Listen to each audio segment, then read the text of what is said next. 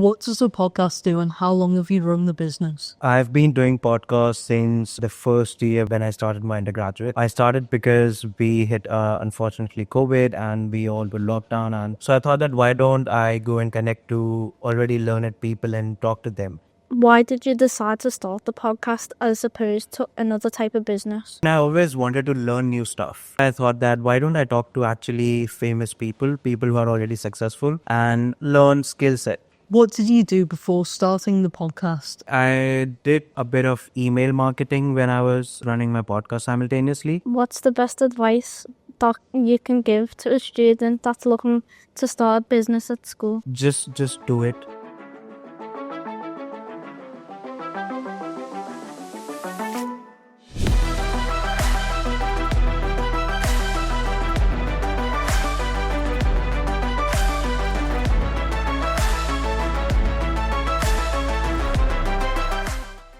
Good morning, everybody. My name is Richard Layton. I'm the entrepreneur in residence within the Brett Centre for Entrepreneurship as part of the University of Liverpool Management School. We're here for the 11th episode of the Kids Interview Entrepreneurs podcast. We're here with our Year 9s at UTC, the studio in the Baltic Triangle, as part of the competitions class, which is an extracurricular activity where the students work on a range of different challenges across the academic year. Thank you to Mr.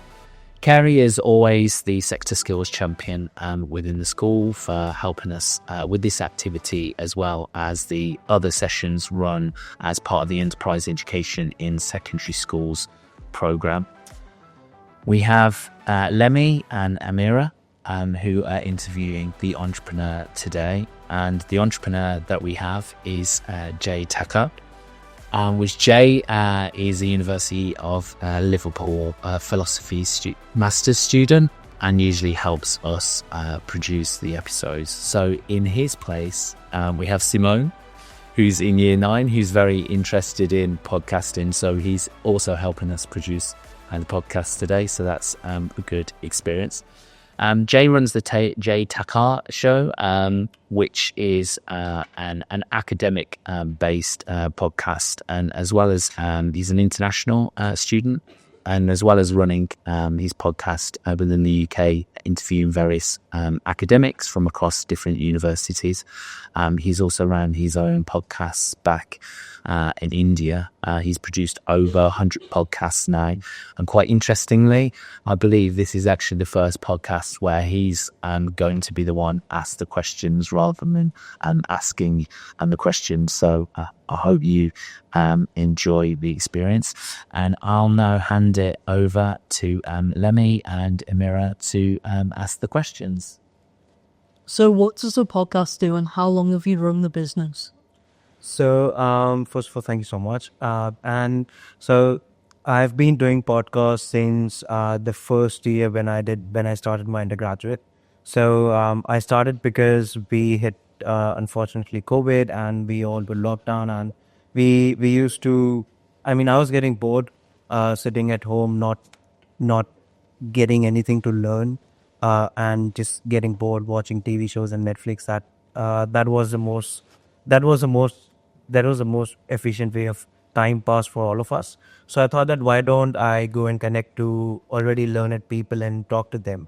So I talked to my father, and my father had few connections, and from them I talked to the other person, and the first person I actually got on my podcast was actually a national television actor, and he was the first person I actually did my podcast, and I didn't had any equipments or any setup or cameras or mics for podcasts. So what I did is I did an Instagram live. I recorded that and then edited it and then published on and then extracted the audio and published on Spotify. So that's how I began my podcasting journey. And at that point of time, I was mostly talking about entrepreneurship, careers, self-help, and all these things.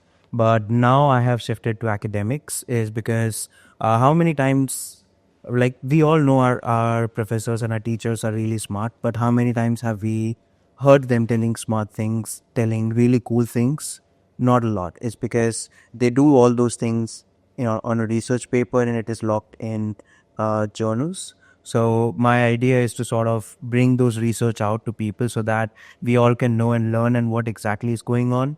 We know about the new AI stuff or new trend coming up, but how interesting will it be to sort of know what goes behind, and what research goes to see how many failures did we went through to get the best version of ChatGPT that we have now, or to go through a lot many failures to have the best or the safest aircraft to get to space station.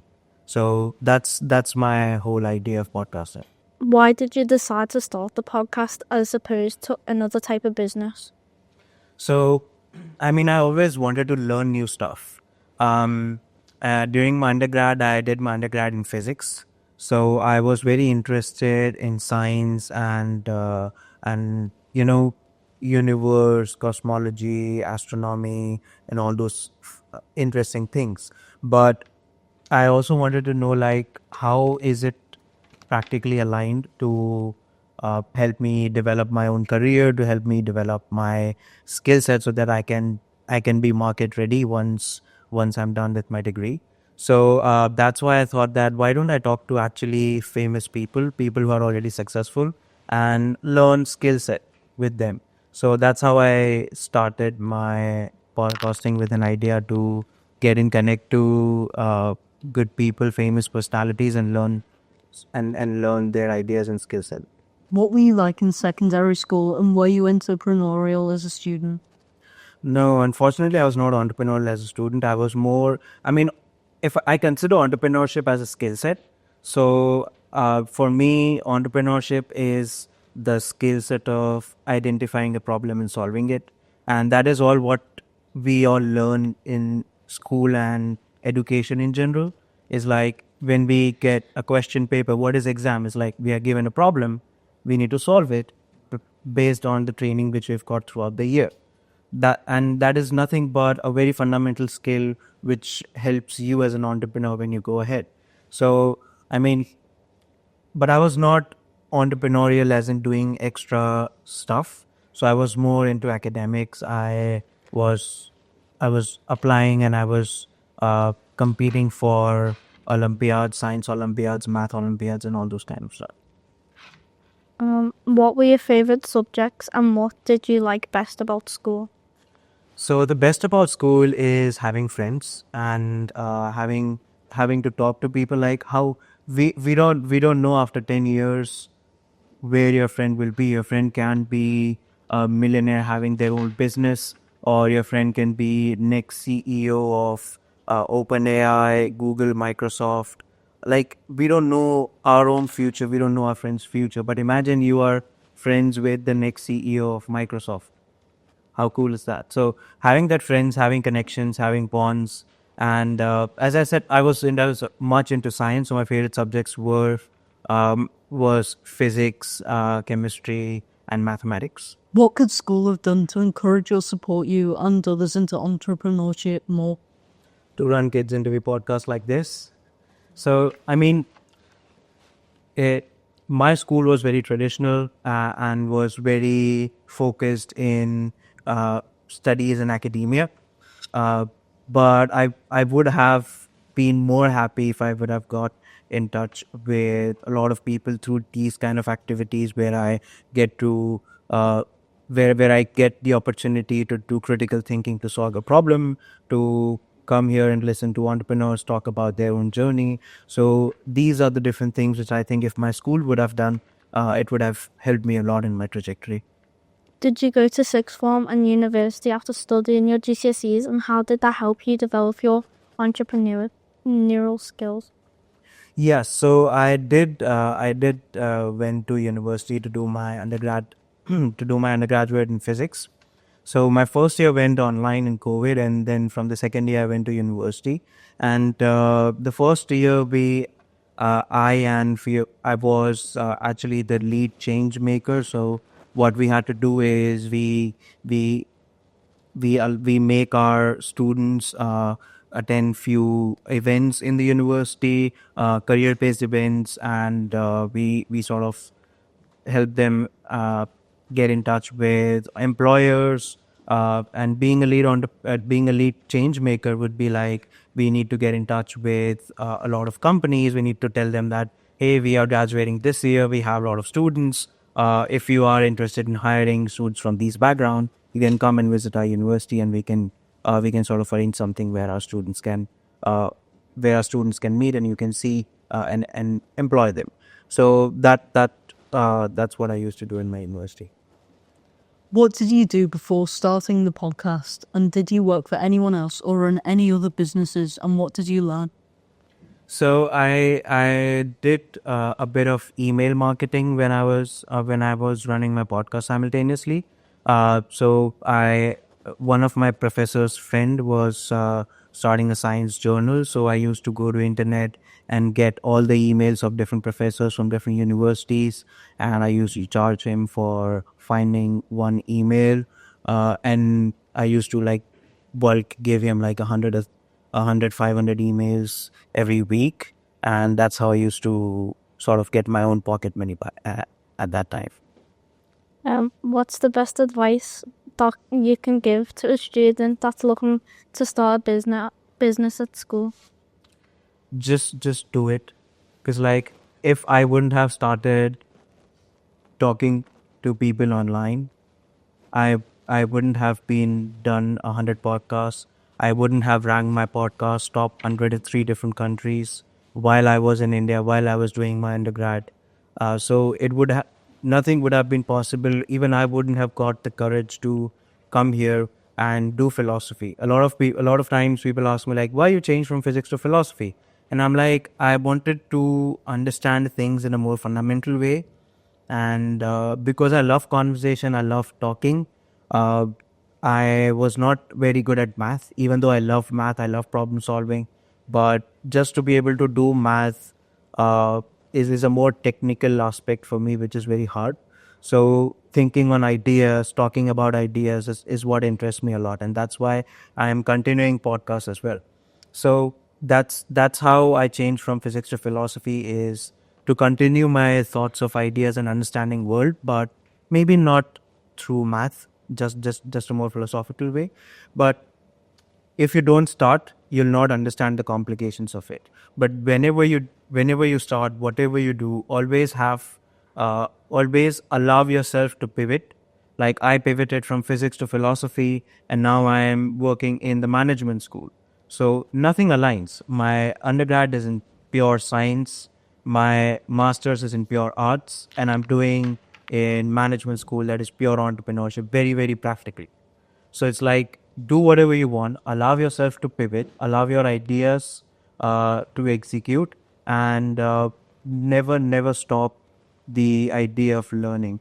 If you think that, okay, I have learned enough, that's where you start falling down. So, what are the plans for the podcast? And in future, do you believe that you'll set up any more businesses? I think I'll do things around the podcast. So once I am done with my master's degree, what I'm thinking is to help other people to start their own podcast, to help them strategize, understand how podcasting works, to help them set up their own production, to help them understand how they can market their own podcast, because I've been doing it for 3 years. It's been almost 4 months of doing the same thing in the UK. So I have a bit of understanding of how podcasting industry works, how they perform on audio platforms. So that's what I'm thinking once I'm done with my graduation, to help people set up podcasts and run their own podcasts. If you were a secondary school student again now, what type of business would you look to start and why? I would always think about starting something which is required in the school with to my friends and other school students. Is like, when you start something and you start getting immediate responses of, is it good? Oh, I like it. Oh, but if you add something this, it will be much more. It will enhance your product or something like that. So starting something within which is beneficial for your friends, where your customers are near you, that is something which will give you the first loop of feedback, and that will help you grow and understand your product and market as you move on. Brilliant. That's awesome. Thanks ever so much to Lemmy and Amira for asking the questions. You did brilliant. Thanks to Jay. We'll open it up to questions now in the audience. So I'll try and not trip over and find some people. Has anybody got any questions for Jay yet? We got our first question here. Is it expensive to run a podcast? It is not. It is not expensive. So like I started with Instagram Live, that is almost free of cost. And we nowadays we have a lot of softwares where we can simply just extract the audio, or if you just simply download the Instagram Live and upload it on YouTube, or just install any free software like CapCut and just cut small clips and start uploading on TikTok or YouTube or somewhere. So it is almost free of cost to start off with.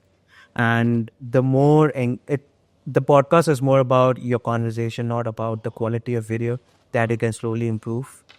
So if you're really passionate about talking to someone, just start. Or if you're just passionate about talking, which you know the best, just simply start talking. That's all.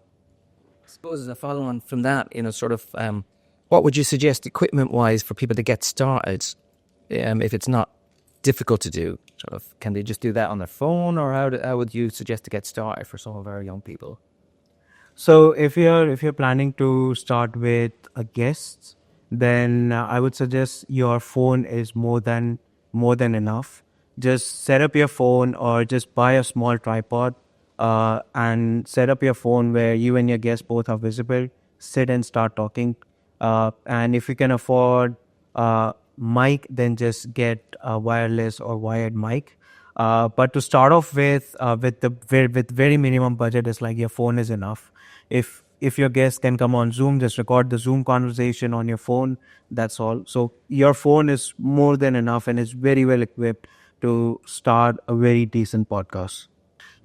It can obviously cost a lot more if you get a bigger, more advanced setup. So I think the setup that we've got is around £3,000 to £4,000, but obviously that can go up a lot higher as well, because actually you can get really super duper cameras that are probably a few £1,000s each. We are going to hopefully upgrade to having one super duper camera, and then the other two cameras that we got can then do the different side angle shots there, but be entrepreneurial within that. So obviously the way that Jay actually got involved in this podcast is that I was running the pilot for the enterprise education in secondary schools program in a school. We ran a startup school that didn't quite work, but one of the elements that worked really well is we had a different entrepreneur come in each week, and the pupils really engaged with that and listening to the entrepreneur's stories. So I had the idea of, well, the startup school element doesn't work, unfortunately, but actually entrepreneurs coming in, talking and speaking. Let's bring entrepreneurs come in and let's turn it into a podcast. And I'd never run a podcast before, even created content. I'd obviously consumed a lot of podcasts and really enjoyed them. And it was something that I thought, oh, this would be fantastic to do in the future. And at the same while that I was looking into that, I got a few emails off people internally within the university saying that there was a master's student who'd ran podcasts back in India, and he was looking for some opportunities to continue to do this. And it was perfect timing, really. And so obviously Jay's come on board. I'm using his skills, experience and expertise to run and produce the podcasts, to kind of get somebody's inputs and insights into how this is all done. But then in addition to that, Jay is able to utilize the equipment, facilities and resources that we've got to produce the Kids Interview Entrepreneurs podcast to then actually produce his own as well. So even if you don't necessarily have the money to get hold of or buy the equipment to run something yourself, be entrepreneurial and find those people that do and reach out to them and say, look, I've got some skills in this area. I can help you here. And if I help you here, can I then have access to your equipment?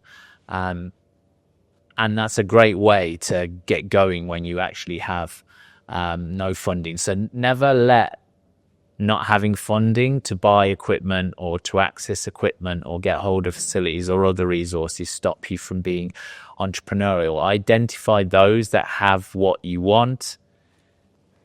See if there's ways that you can add value and gain experience off them. And then in return, use their equipment, facilities and resources to then start to deliver your product or service and get going. So yeah. One more question. So, of all of the podcasts you've done, Jay, is there any one person that sticks out, and any, I wouldn't say your favorite, and I won't ask you for your least favorite because that's unfair, but maybe your most surprising as well. So the last podcast that I did in India was with the vice chancellor of my university, Dr. Ram Sharma. So he had similar physics background, and then he went to Oxford with achieving scholarship, and so I was very much interested in understanding, because I was planning to go abroad for my masters. I wanted to understand like how these scholarship things and everything work, and how he managed to get into Oxford and understand how education in universities usually work. Because being a vice chancellor, he has a really great idea meeting other vice chancellors of different universities. And actually, the university I did my undergrad in was ranked the #1 private university in India at that point of time. So, being a vice chancellor, he would have a much broader idea of what is the future of universities moving forward. So he started off in a village in Rajasthan in India, and from there becoming vice chancellor of India's #1 private university. And that journey of how he went there, how he went through academia, how he used his entrepreneurial skill to tackle through the problems he faced. So I think that was not expected from me, to have all of this information. And he's also really good singer. So once the podcast was done, we all requested that if we can have a song of him, and he sang for us. So yeah, so that was one of the podcasts that stands out for me. Do you plan to work with any other schools in future after the podcast? Yeah, so I'm also thinking to like, if schools are really interested in teaching kids how to run the podcast, I'll be more than happy to sort of teach them how to run podcasts, and not only podcasts, but teach them about content in general. Because like nowadays, TikTok, Instagram are really engaging, and moving forward, they'll be one of the biggest platform for any marketing or anyone to create their own brand. So I'm really interested. If anyone wants to learn, I'll be happy to work with schools to sort of teach the kids how to run the podcast and stuff.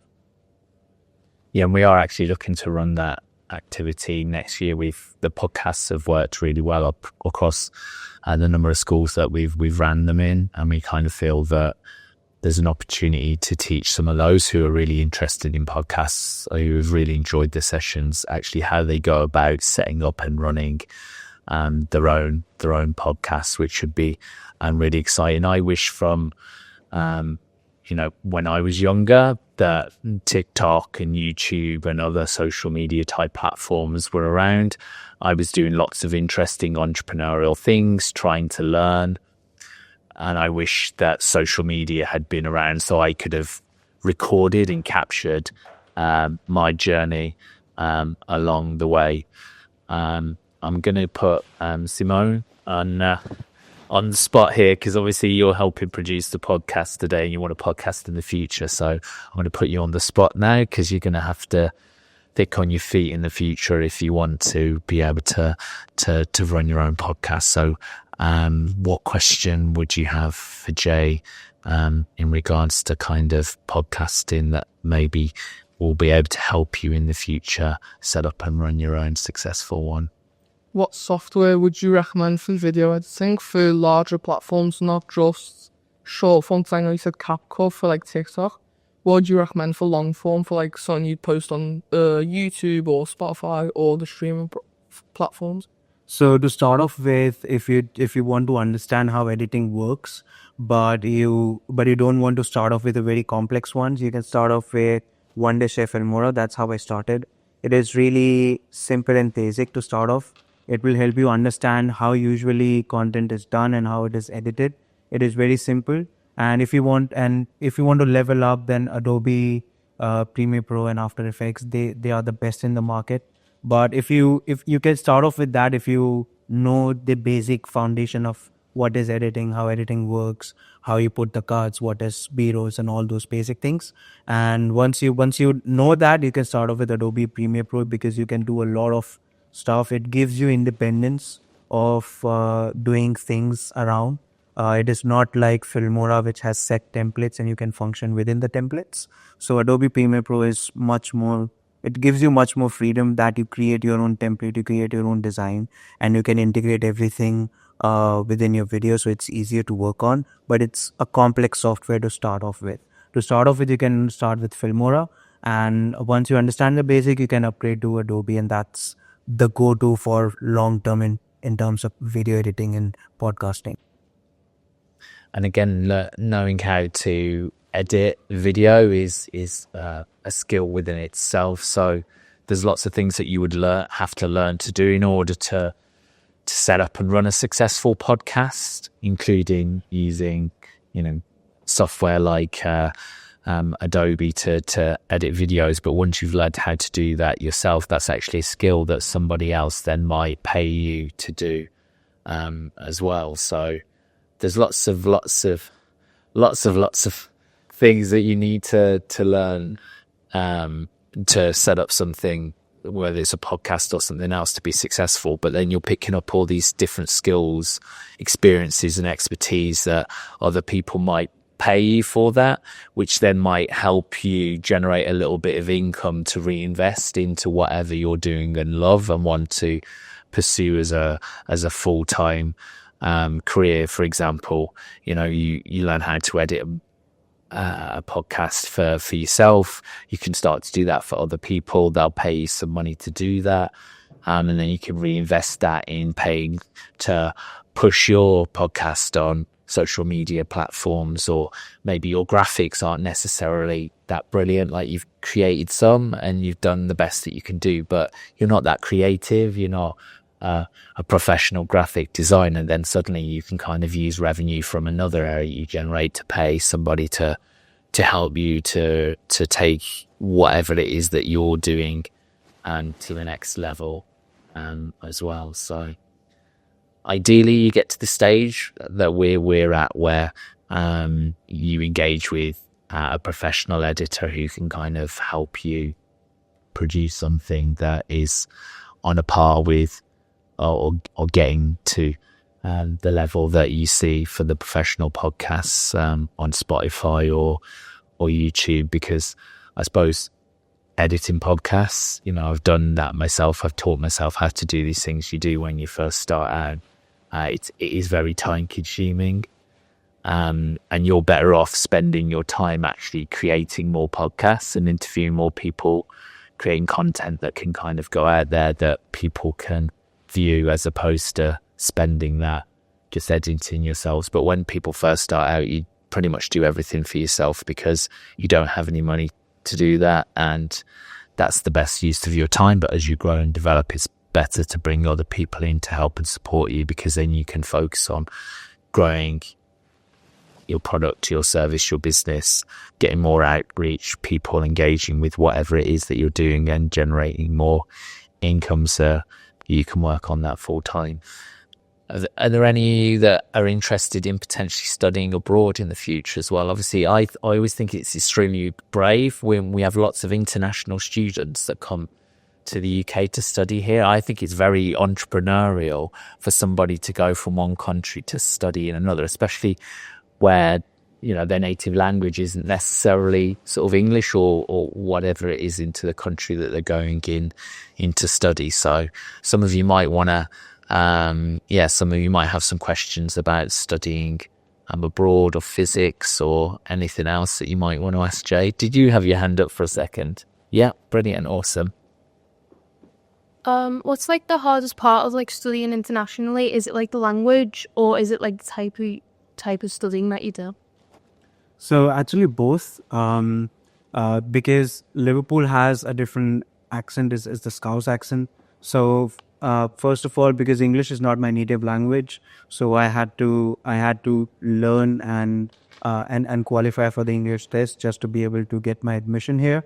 And when I came here, the Indian accent of English is very different from the British accent, and then Scouse is Scouse has a distinctly different accent. So initially, it was a bit difficult to sort of understand. I had to ask multiple times that I'm so sorry.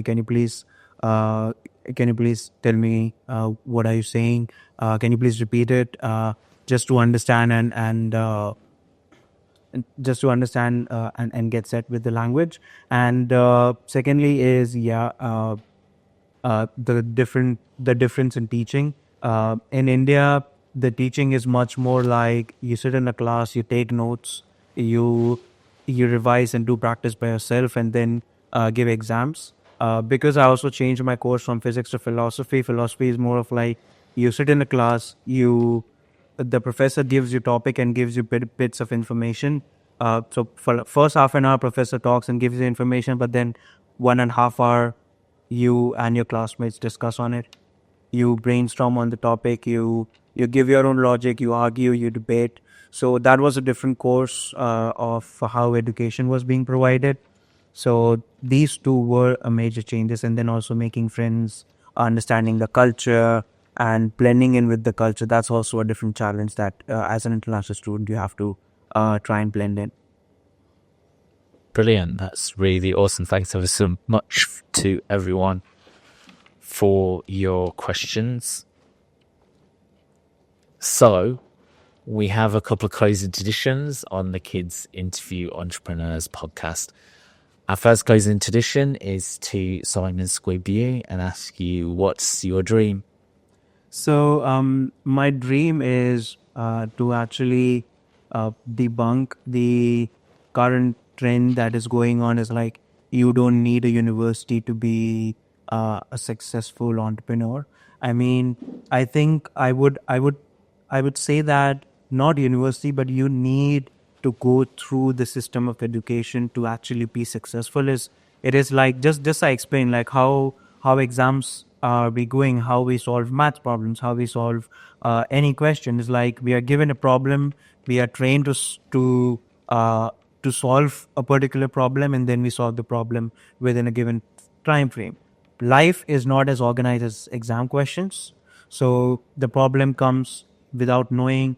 You have to be prepared and to solve it, but you have to train yourself for any and every kind of problems that might arrive. So it's more of like, you, instead of hating education, I would like to promote through my academic podcast is like, understand education through fundamentals. And education is not about simply, oh, I'm just sitting learning math, 1 plus 1 equals 2, or a plus b whole square is a formula that I've never going to use once I graduate from my school. It's not about that. It's about how it teaches you to recognize pattern, how it teaches you to solve problem, how it teaches you to think from different perspective to solve one particular problem. That is what education is. And if you want to be an expert in a particular domain, go to university, understand technicalities of it. So that is the theory which I want to debunk, and that is my dream, which I want to solve through my academic podcast.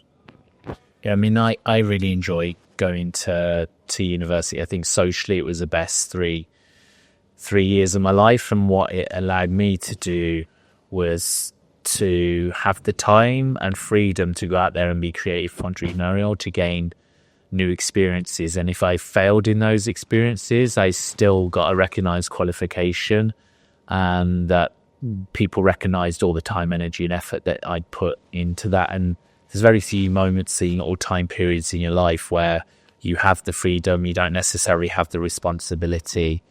You can fail but still be successful, or still feel like you're a success within that. I think that some of the challenges and issues that are now here that weren't when I was there is it was a lot cheaper and more affordable to go to university. So I know a lot of people, because of the costs of university, now have to think in potential different or ulterior ways to educate themselves or have different options. But if education was virtually free at university level when I went, I definitely recommend that everybody kind of go for those 3 years and try and use that time as efficiently, effectively to learn off tutors, off lecturers, professors, their peers around that, but equally be proactive and get involved in other things that you can personally learn from or are interested in doing in the future.